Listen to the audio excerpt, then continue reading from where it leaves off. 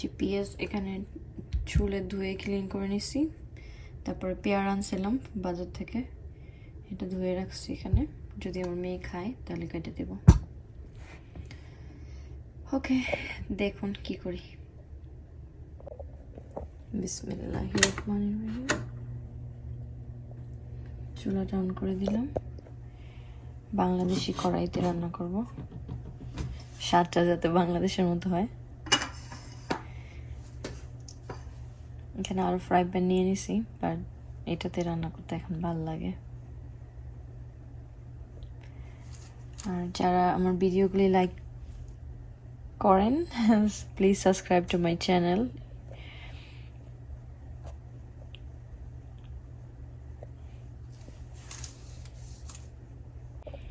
And I'm not a professional cook or chef. Just আমার দৈনন্দিন কাজের জন্য যেসব রান্না করতে হয় সেটাই দেখাই। অ্যান্ড আমি কারোর সাথে কম্পেয়ার করি না যে আমি অনেক ভালো রান্না করি। So if you like it, then subscribe my channel and like my video and comments. প্যানটা গরম হতে হতে আমি পেঁয়াজটা কেটে নিছি, অনিয়ন, আর এখানে তো এগুলি সব ধুয়ে কেটে রাখছি। সো আগে করলা ভাজিটাই করব।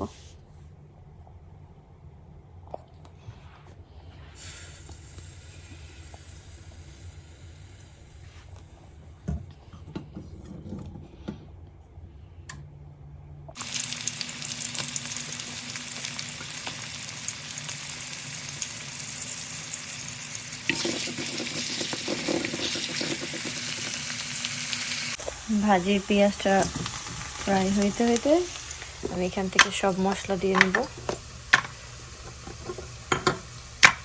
মাছের মধ্যে। এই যে একটু হলুদ, মরিচ,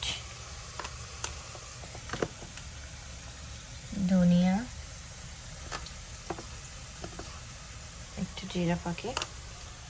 এখন এগুলি ভালো করে মিক্স করে নেব লবণ দিয়ে।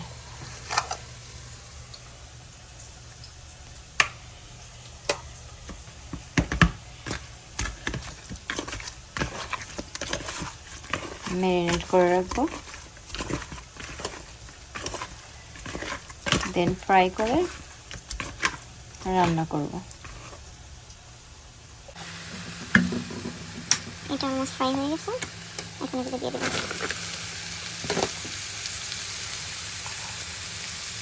লবণ দিয়ে দেবো, আমি একটু বেশি লবণ খাই, তারপর আমি একটু বেশি লবণ দিচ্ছি।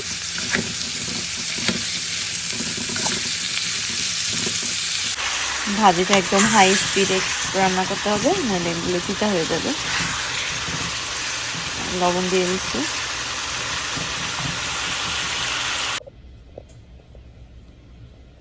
ভাজিটা আমার ডান হয়ে গেছে, এখানে বাটির মধ্যে বেড়ে নিচ্ছি। এখন যেহেতু অন্য আরেকটা ডিশ রান্না করবো, এটা আমি ধুয়ে নিছি। এখন তেল দিয়ে দিলাম, বেশি করে তেল দিতে হবে।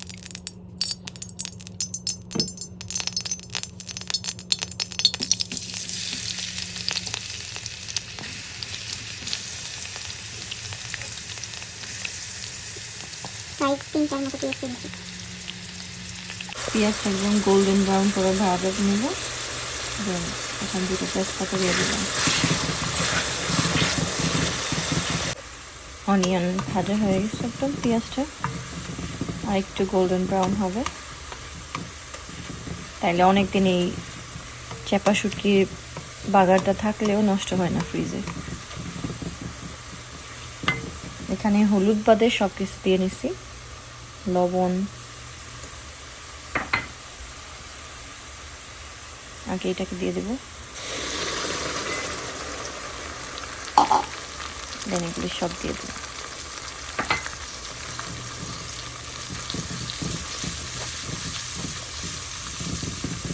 যে যতটুকু ঝাল খায় অতটুকু দিলেই হয়।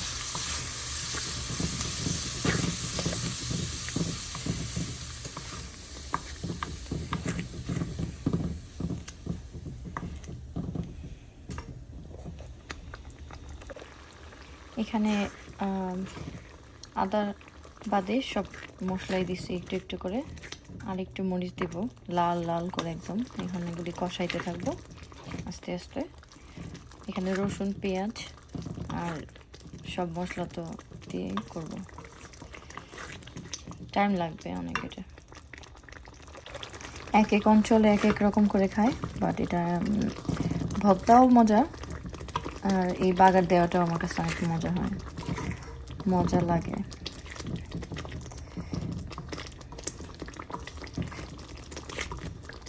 কারণ এটা বেশ কিছুদিন রেখে খাওয়া যায়।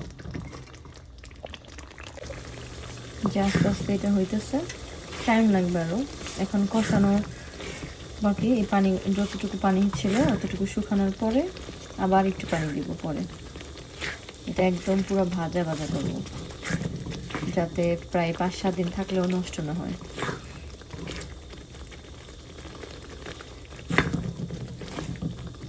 পাঁচ 7 দিনের আগেই শেষ হয়ে যাবে, কারণ শুকাইলে এতটুকু হয়ে যাবে, এতটুকু।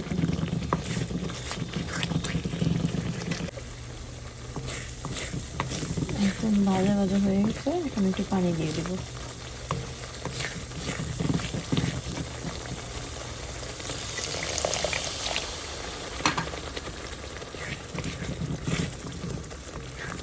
তারপরে পানিটা পুরো শুকানো হয়ে গেলেই হয়ে যাবে। আমি আর একটু মরিচ অ্যাড করছিলাম।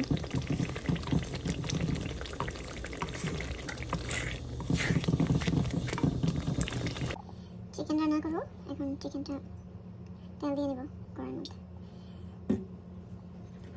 তারপরে যেখানে এগুলি আছে এটা একটু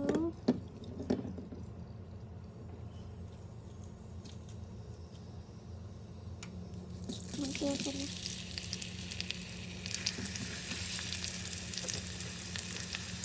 একটু পেঁয়াজটা একটা দিয়ে দিন, তাহলে একটু আটা আটা ঝোল হবে, আমি অত বেশি ঝোল রাখবো না।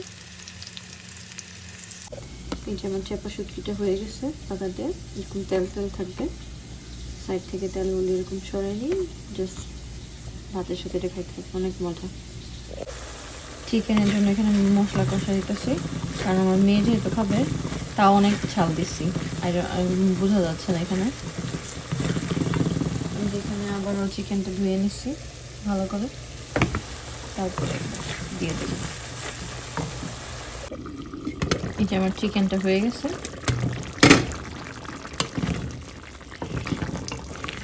আর একটু হালকা আঠা আঠা ঝোল রাখবো, গ্রেভিটা একটু ঘন হবে।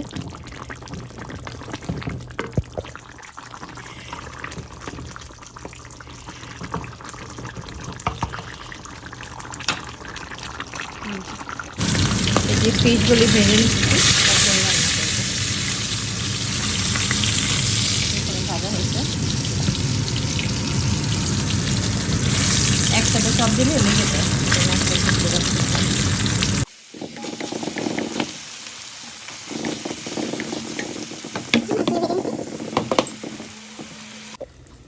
এই যে আমার মাছ ভুনাটাও হয়ে গেছে। If you like my video, subscribe to my channel. Thank you. Thanks for watching. Allah Hafiz. Assalamu alaikum.